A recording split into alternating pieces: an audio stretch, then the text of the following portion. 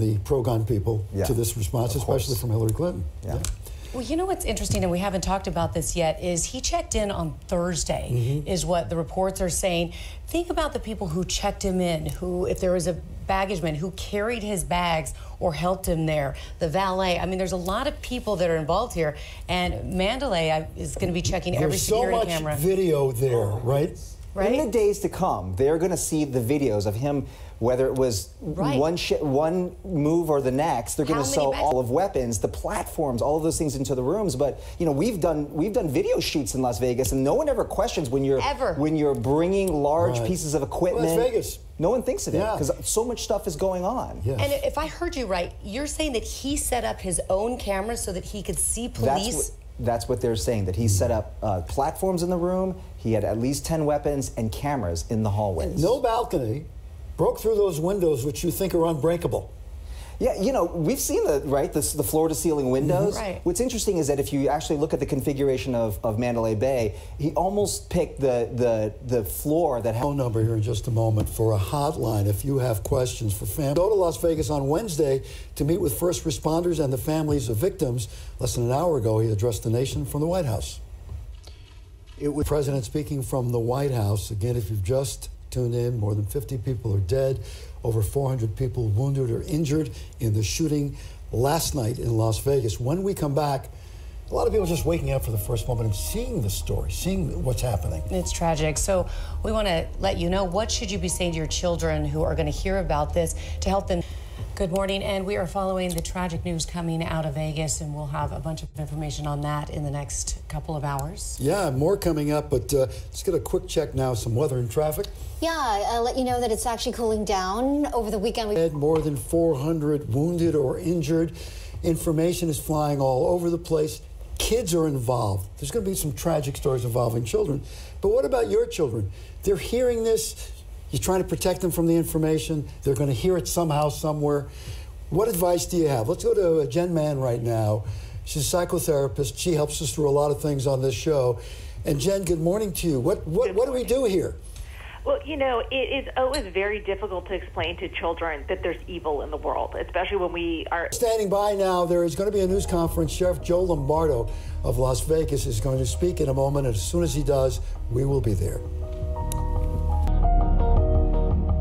It's 8:32. You can only imagine what it was like for people fleeing Las Vegas, trying to get on flights last night or this morning, and a lot of them are returning home now. That's right. Last night, a lot of flights were canceled as well. Sandra Endro is live at LAX. Sandra? Good morning, Sandra. Imagine this. You're a father. You're on the phone with your daughter. She's at the concert in Vegas. And then when you're on the phone with her, you hear shots ringing over the phone. Gina talked to that father, and we're going to have him next. And basically rule out ISIS. They said they have no connection to ISIS. ISIS, of course, as it does with everything, jumps in and says, we take credit for this in some way. Known international connection to this at all. A lone wolf, that's what we know at this point. I thought the governor kind of said it best. He said it was a war zone out there. That's what it looked like. The brother of the shooter just spoke with reporters. Eric Paddock says he was stunned by the news and there was no sign of anything wrong with his brother. Confused. And just distraught. The Sheriff's Department has set up a hotline for people to call and check in. Up close. We don't know how many of them were hurt. It's talking about numbers right now. That's what we're doing. You know, we're just trying to give you all the information that we have right now, but we're going to start hearing from, you know, families of people that lost their loved ones that just went for this 3-day festival. A lot of credit, as it should be, given to first responders. A lot of law enforcement and firefighters were just there enjoying the concert. Right. We're able to help.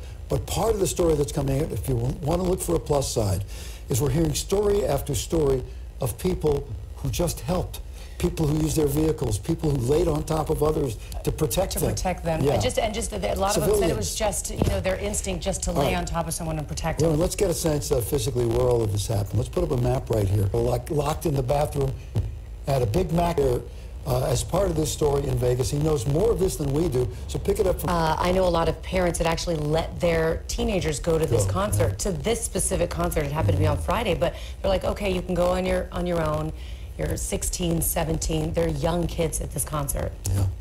All right, if you just tuned in, Want to know who the identified guy is? He's identified as Stephen Paddock.